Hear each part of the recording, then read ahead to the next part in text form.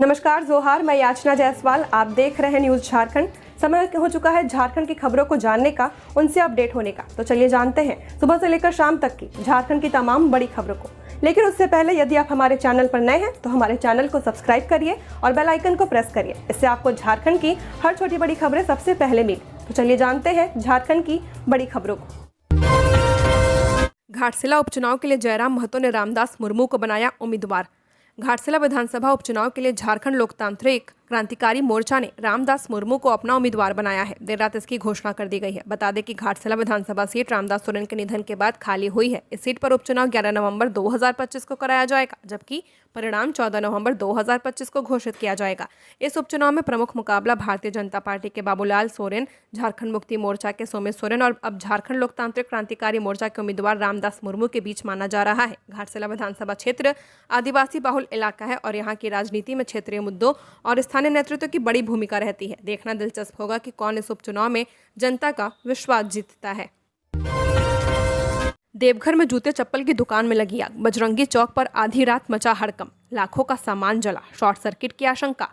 देवघर के बजरंगी चौक स्थित एक जूते चप्पल की दुकान में देर रात आग लगने से अफरा तफरी मच गई। बताया जा रहा है कि यह आग इतनी भयानक थी कि देखते ही देखते पूरी दुकान आग के लपटों में घिर गई थी। इस हादसे में दुकान में रखे महंगे जूते चप्पल, कैश काउंटर, फर्नीचर सहित लाखों रुपए का सामान जलकर राख हो गया। स्थानीय लोगों का कहना है कि नुकसान की राशि करीब 1 करोड़ रुपए से ज्यादा हो सकती है। यह घटना शुक्रवार रात करीब 12 बजे धोबिया टोला इलाके में हुई है। स्थानीय लोगों ने अचानक दुकान से धुआं उठता देख और शोर मचाते हुए आसपास के लोगों को सूचना दी। लोगों ने शुरू में अपने स्तर पर आग बुझाने का प्रयास किया, लेकिन आग की तीव्रता इतनी ज्यादा थी कि कुछ ही मिनटों में दुकान पूरी तरह जलने लगी। आसपास की दुकानों में भी आग फैलने का खतरा उत्पन्न हो गया। घटना की सूचना पर अग्निशमन विभाग की 2 गाड़ियां मौके पर पहुंची और आग पर काबू पाया।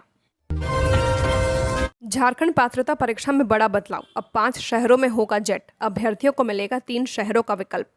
विश्वविद्यालय में सहायक प्राध्यापक नियुक्ति के लिए पात्रता तय करने तथा पीएचडी में नामांकन के लिए झारखंड पात्रता परीक्षा जेट अब 5 शहरों में होगी। अभ्यर्थी इन 5 शहरों में किन्हीं 3 शहरों का विकल्प परीक्षा केंद्र के लिए दे सकते हैं। झारखंड लोक सेवा आयोग ने शुक्रवार को इस संबंध में सूचना जारी कर दी है। इस पात्रता परीक्षा में सम्मिलित होने के लिए ऑनलाइन आवेदन की विस्तारित अंतिम तिथि 30 अक्टूबर निर्धारित है। पूर्व में इस परीक्षा के लिए ऑनलाइन आवेदन भरते समय आवेदन पत्र में अभ्यर्थियों को परीक्षा केंद्र के लिए राज्य के 3 शहर यानी कि रांची, जमशेदपुर और बोकारो का विकल्प दिया गया था।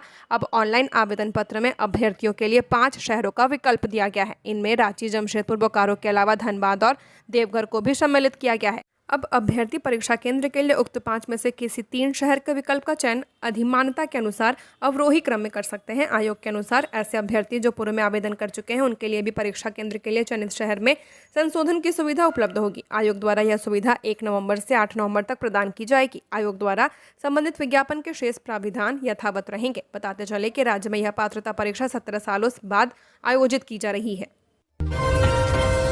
दीपावली पर 8 जिलों में बारिश की संभावना। झारखंड के दक्षिण पश्चिमी जिलों पर होगा असर, अन्य हिस्सों में कुहासा, ठंड का प्रभाव। झारखंड में दीपावली के दिन यानी 20 और 21 अक्टूबर को मौसम करवट ले सकता है। मौसम विभाग के अनुसार पूर्वी सिंहभूम, पश्चिमी सिंहभूम, सिमडेगा, सरायकेला, खरसावां, पलामू, गढ़वा, चतरा और लोहरदगा सहित राज्य के दक्षिण और पश्चिमी हिस्सों में हल्की से मध्यम बारिश की संभावना है। वहीं शेष जिलों में मौसम शुष्क बना रहेगा। 21 से 23 अक्टूबर तक इन इलाकों में सुबह के समय कोहरा और धुंध छाने की भी संभावना जताई गई है, जबकि दिन में आसमान साफ रहने की उम्मीद है। राजधानी रांची समेत इसके आसपास के क्षेत्रों में अगले 5 दिनों तक मौसम शुष्क रहने की संभावना है। मौसम विज्ञान केंद्र रांची के अनुसार अधिकतम तापमान 29 से 30 डिग्री सेल्सियस और न्यूनतम तापमान 17 से 20 डिग्री सेल्सियस के बीच बना रहेगा। शुक्रवार को रांची का न्यूनतम तापमान 17 डिग्री सेल्सियस दर्ज किया गया, जो सामान्य से 0.4 डिग्री कम है।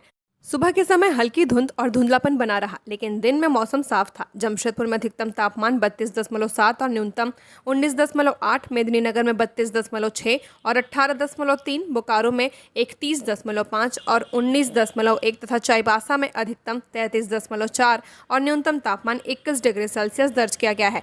मौसम विभाग का कहना है कि आने वाले दिनों में तापमान में 2 से 3 डिग्री सेल्सियस की गिरावट हो सकती है, जिससे खासकर पश्चिमोत्तर जिलों जैसे चतरा, लातेहार और लोहरदगा में रात के समय हल्की ठंड महसूस की जा सकती है। मौसम वैज्ञानिकों के अनुसार फिलहाल किसी बड़े मौसमी बदलाव की संभावना नहीं है।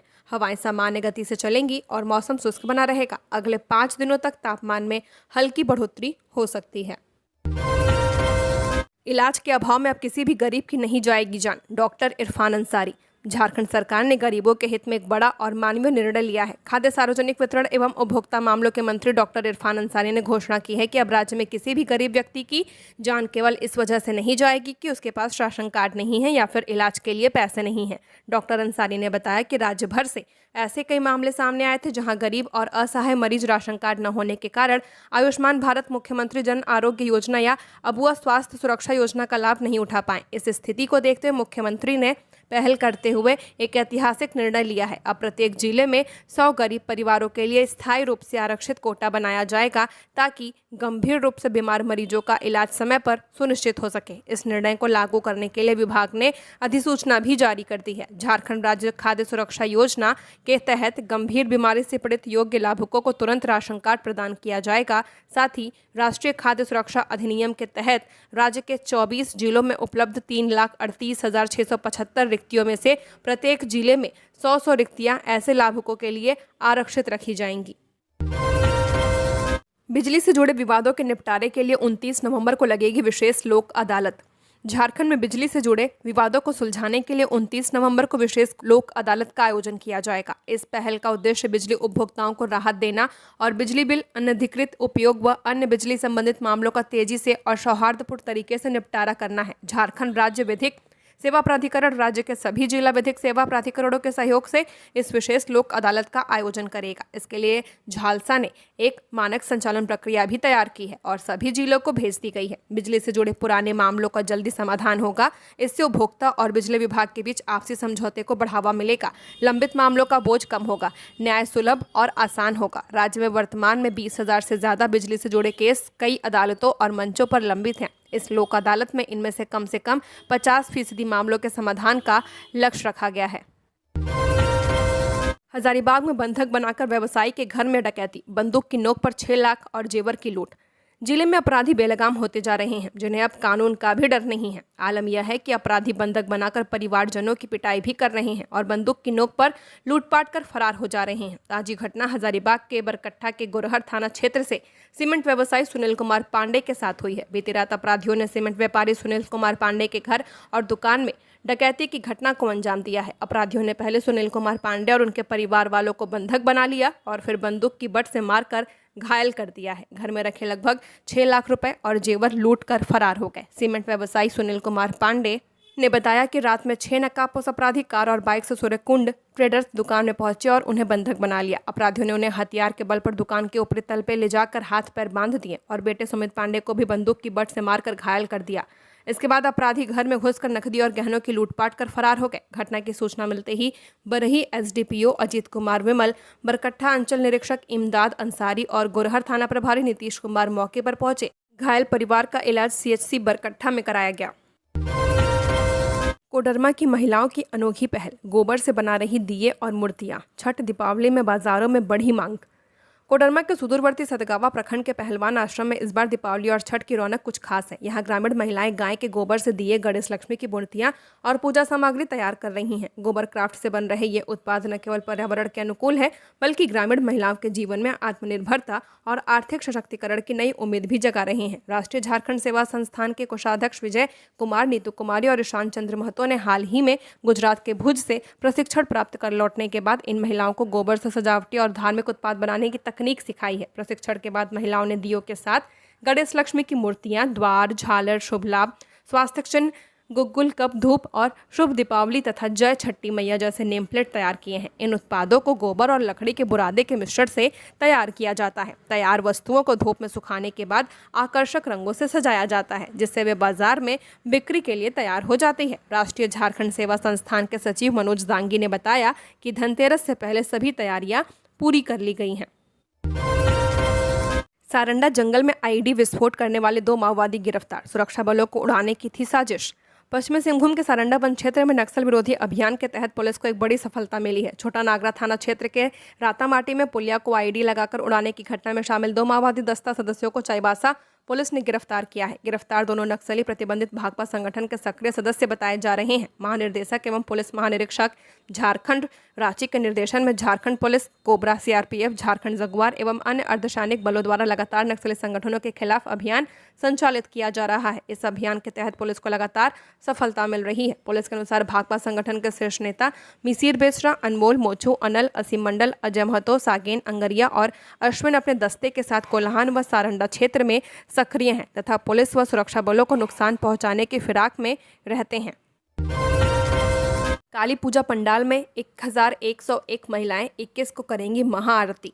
रांची के हरमू रोड काली पूजा स्वागत समिति की ओर से इस बार 1101 महिलाएं एक रंग की साड़ी पहनकर मां काली की महाआरती करेंगी। इस साल समिति अपना 37वां स्थापना उत्सव मना रही है। समिति के संस्थापक अध्यक्ष प्रेम वर्मा ने शनिवार को बताया कि हर साल समिति समाज के किसी महत्वपूर्ण मुद्दे को थीम बनाकर मां काली की आराधना करती है। इस बार की पूजा नशा मुक्ति अभियान को समर्पित है। 20 अक्टूबर को पूजा की जाएगी। 21 अक्टूबर को भव्य महाआरती होगी जिसमें 1101 महिलाएं भाग लेंगी।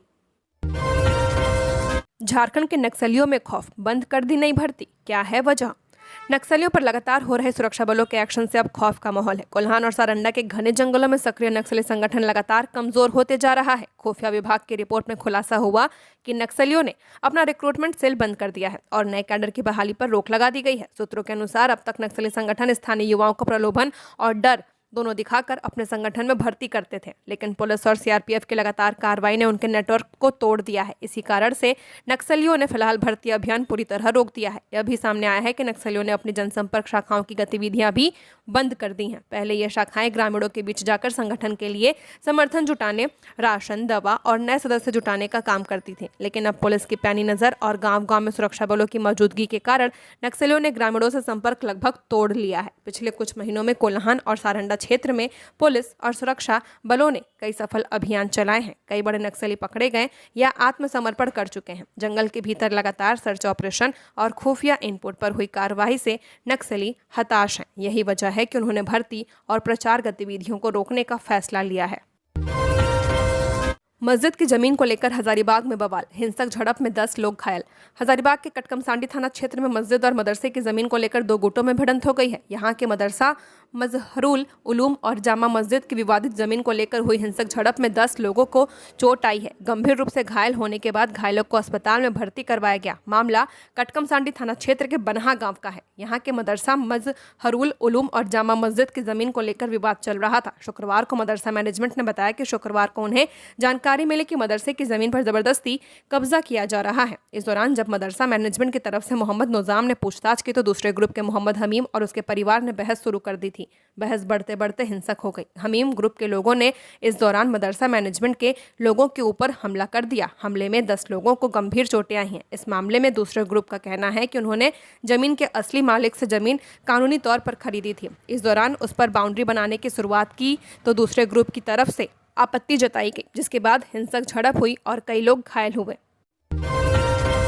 झारखंड के मेडिकल शिक्षा में बड़ी छलांग, 3 कॉलेजों में बढ़ी 200 MBBS सीटें, अब कुल संख्या 1255। झारखंड के मेडिकल छात्रों के लिए खुशखबरी है। राज्य में इस साल MBBS की 200 नई सीटें बढ़ा दी गई हैं। अब झारखंड के 10 मेडिकल कॉलेजों में कुल 1255 MBBS सीटें उपलब्ध होंगी। यह राज्य के मेडिकल इंफ्रास्ट्रक्चर को मजबूत करने की दिशा में एक अहम कदम माना जा रहा है। राष्ट्रीय आयुर्विज्ञान आयोग द्वारा जारी नई सीट मैट्रिक्स के अनुसार शैक्षणिक सत्र 2025-26 से सीट वृद्धि लागू होगी। वहीं MGM मेडिकल कॉलेज जमशेदपुर में 100 से बढ़ाकर 150 सीटें की गई हैं। साथ ही मणिपाल टाटा मेडिकल कॉलेज जमशेदपुर में 150 से बढ़ाकर 200 सीटें। वहीं सरायकेला खरसावां जिले में नया निजी medical college Netaji Subhash medical college and hospital को 100 सीटों की मंजूरी दी गई है।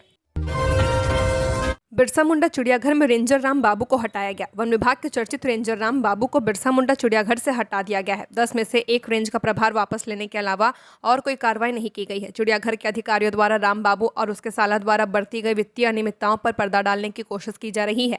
राम बाबू के साले ने GST रिटर्न में चिड़ियाघर में सामग्रियों की आपूर्ति का उल्लेख नहीं किया है। चिड़ियाघर में जिराफ के बाड़े की मरम्मत में भी गड़बड़ी की बात सामने आई है। यह काम भी रेंजर की देखरेख में ही हुआ था। रेंजर राम बाबू और उसके साले के कारनामे का पर्दाफाश होने के बाद उसे सिर्फ बिरसा मुंडा चिड़ियाघर के अतिरिक्त प्रभार से हटाया गया है। वह अब भी 9 रेंज के प्रभार में है। इन सभी क्षेत्रों में सप्लाई और निर्माण से संबंधित काम उसके साला या करीबी लोगों द्वारा ही किया जा रहा है। रामबाबू का साला जय किशोर दास खुद ही अलग अलग क्षेत्रों में रेंजर बना फिरता है। जय किशोर दास ने सत्यम एंड शिवम एंटरप्राइजेस के नाम से एक व्यापारिक प्रतिष्ठान बनाकर वाणिज्य कर विभाग में रजिस्टर्ड करा रखा है। डीडीए भर्ती में 1732 पदों पर आवेदन की अंतिम तिथि नजदीक, फटाफट करें अप्लाई।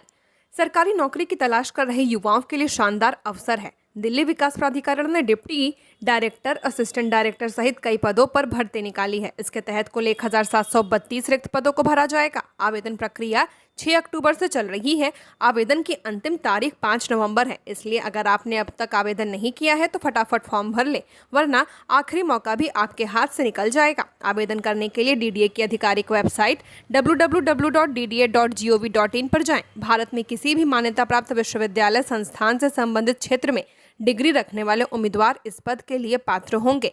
अलग अलग पदों के लिए शैक्षणिक योग्यता और अनुभव की शर्तें भिन्न हो सकती हैं।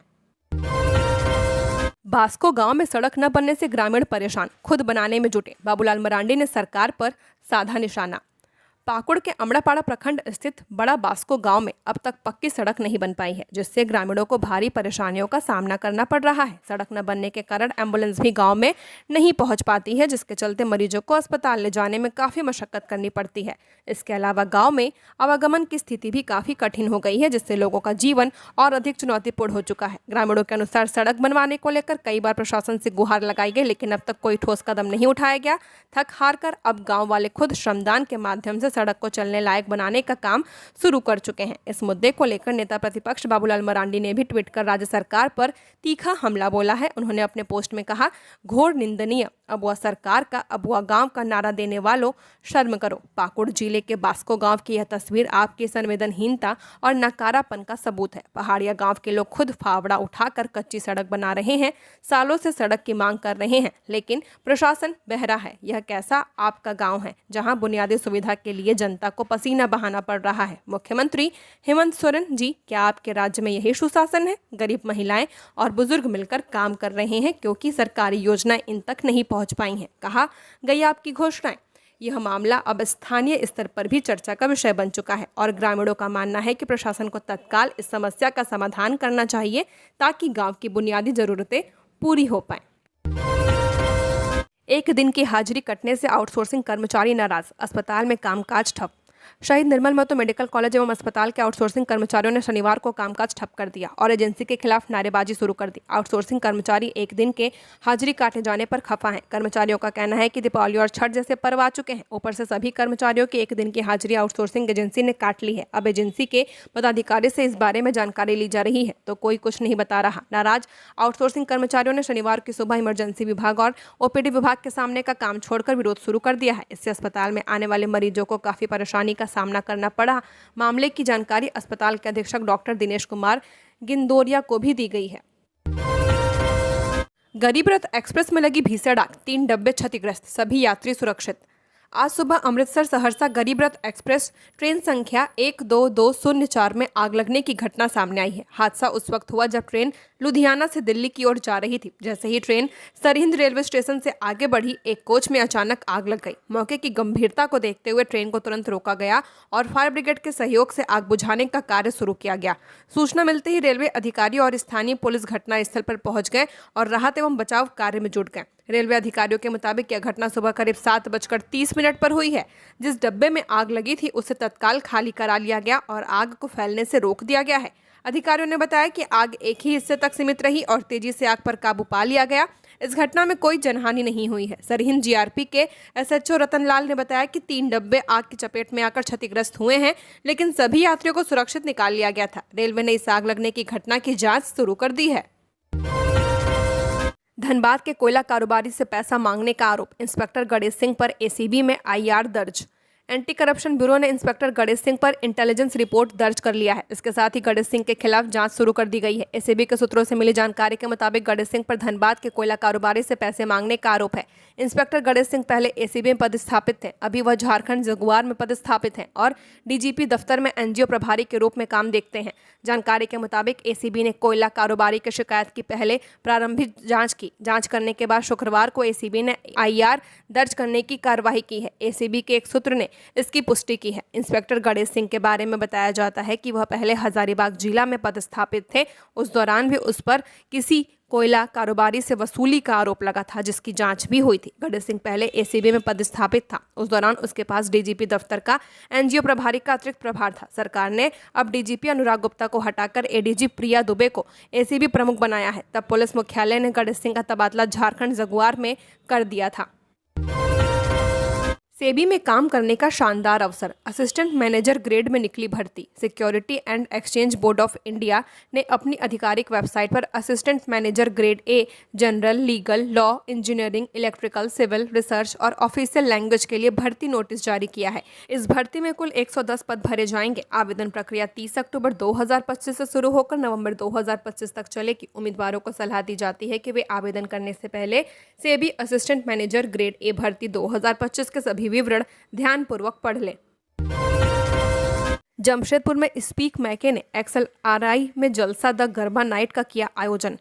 XLRI में स्पीक मैके की ओर से सांस्कृतिक कार्यक्रम जलसा द गरबा नाइट का आयोजन किया गया। कार्यक्रम की शुरुआत शांति, सौहार्द और समावेशिता की कामना के साथ आरती से हुई। इसके बाद विद्यार्थियों, शिक्षकों और शिक्षकेतर कर्मचारियों ने मिलकर गरबा में हिस्सा लिया, जहां सभी ने भेदभाव को मिटाकर सामुदायिक भावना का उत्कृष्ट उदाहरण प्रस्तुत किया है। इस गरबा नाइट की विशेषता यह रही कि जलसा में हर किसी की भागीदारी सुनिश्चित की गई थी, चाहे कोई पहली बार गरबा में शामिल हो या अनुभवी हो। कार्यक्रम की रोशनी, कोरियोग्राफी और संरचना इस तरह से तैयार की गई थी कि सभी को आनंद और मानसिक सुरक्षा का अनुभव हुआ। यह आयोजन एक बेहतरीन सांस्कृतिक मिलन स्थल साबित हुआ, जहां हर व्यक्ति ने एकजुट होकर आनंदित अनुभव साझा किया है। जीएमएम प्रखंड अध्यक्ष मुन्ना सिंह हत्याकांड का मुख्य आरोपी गिरफ्तार। झारखंड मुक्ति मोर्चा के पांकी प्रखंड अध्यक्ष मुन्ना सिन्हा की हत्या के मुख्य आरोपी अरुण उर्फ डोमन ठाकुर को पुलिस ने गिरफ्तार कर लिया है। पुलिस ने शुक्रवार देर शाम छापेमारी कर आरोपी को उसी इलाके से गिरफ्तार किया जहां वह घटना के बाद से छिपा हुआ था। गौरतलब है कि 14 अक्टूबर को पांकी थाना क्षेत्र के डंडार गांव में मुन्ना सिन्हा की टांगी से वार कर हत्या कर दी गई थी। इस वारदात का आरोप गांव के ही रहने वाले अरुण ठाकुर पर लगा था। प्राथमिक जांच में सामने आया कि मुन्ना सिन्हा और अरुण ठाकुर के बीच जमीन को लेकर लंबे समय से विवाद चल रहा था। घटना वाले दिन मुन्ना सिन्हा विवादित जमीन की जुताई करवा रहे थे। इसी दौरान दोनों के बीच कहासुनी हो गई थी। पुलिस के अनुसार बहस इतनी बढ़ गई कि अरुण ने टांगी से हमला कर दिया, जिससे मुन्ना सिंह की मौके पर मौत हो गई। पांकी थाना प्रभारी राजेश रंजन ने बताया कि आरोपी को गिरफ्तार कर लिया गया है और पूछताछ जारी है। मामले की गहन जांच की जा रही है। पुलिस ने इस हत्याकांड में इस्तेमाल हुई टांगी पहले ही बरामद कर ली थी। कोल खदान पर लुटेरों का हमला, कर्मियों को बंधक बनाकर लाखों की लौह सामग्री और केबल लूटे। ईसीएल मुगमा क्षेत्र अंतर्गत हरियाजाम 27 नंबर भूमिगत खदान के 7 कर्मियों को बंधक बनाकर शुक्रवार की रात्रि लुटेरों के दल ने पुराने स्टोर रूम से लौह सामग्री के साथ केबल लूटकर चलते बने। लूटे गए सामान की कीमत लाखों रुपए में बताई जा रही है। इस संबंध में कोलियरी प्रबंधन द्वारा निरसा थाना में प्राथमिकी दर्ज करवाने की प्रक्रिया चलाई जा रही है। बंधक बने कर्मियों ने बताया कि शुक्रवार की रात्रि लगभग 3 बजे 25 से 30 की संख्या में लुटेरों ने दल ने कोलियरी परिसर में धावा बोला। लुटेरों के दल ने सबसे पहले सुरक्षा में तैनात सुरक्षाकर्मी बेचू सिंह, मनय कुंभकार एवं होमगार्ड के जवान अनिल सिंह को हथियार के बल पर बंधक बनाया। उसके बाद लुटेरों के दल के सदस्य बंधक बने।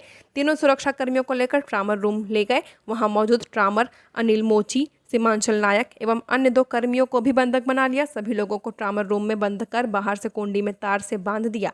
इस दौरान लुटेरों ने होमगार्ड अनिल सिंह का टॉर्च एवं मोबाइल भी छीन लिया। हालांकि अनिल सिंह के मोबाइल को लुटेरों ने ट्रामर रूम के बाहर रख दिया था, जो बाद में मिल गया। उसके बाद लुटेरे आराम से कोलियरी के पुराने स्टोर रूम का ताला तोड़कर घुसे तथा वहां रखे लौह सामग्री एवं पुराने केबल को लूटकर चलते बने। नेतरहाट आवासीय विद्यालय में अनुबंध पर शिक्षकों की नियुक्ति प्रक्रिया पर रोक। नेतरहाट आवासीय विद्यालय में अनुबंध के आधार पर शिक्षकों की नियुक्ति प्रक्रिया पर फिलहाल रोक लगा दी गई है। माध्यमिक शिक्षा निर्देशक राजेश प्रसाद ने विद्यालय के प्राचार्य को पत्र भेजकर इस संबंध में विस्तृत रिपोर्ट तलब की है। निर्देशक ने प्राचार्य से यह स्पष्ट करने को कहा कि अनुबंध पर शिक्षकों की नियुक्ति के लिए योग्यता का निर्धारण किस आधार पर किया गया है। साथ ही यह भी पूछा गया कि आवेदन आमंत्रित करने की प्रक्रिया क्या रही है और इसकी सूचना किस माध्यम से दी गई है। जब तक प्राचार्य से इस विषय में पूरी जानकारी नहीं मिल जाती तब तक नियुक्ति प्रक्रिया को स्थगित रखने का निर्देश दिया गया है। पत्र में यह भी जानना चाहा गया कि अनुबंध आधारित नियुक्ति का निर्णय विद्यालय की कार्यकारिणी समिति के स्तर पर लिया गया था या किसी अन्य स्तर पर। यदि कार्यकारिणी की बैठक में यह निर्णय हुआ है तो उससे संबंधित दस्तावेज भी उपलब्ध कराने को कहा गया है। पाकुड़ में करोड़ों वर्ष पुराना जीवाश्म मिला, वन विभाग ने लिट्टीपाड़ा में खोजा, संरक्षित करने का कार्य प्रारंभ।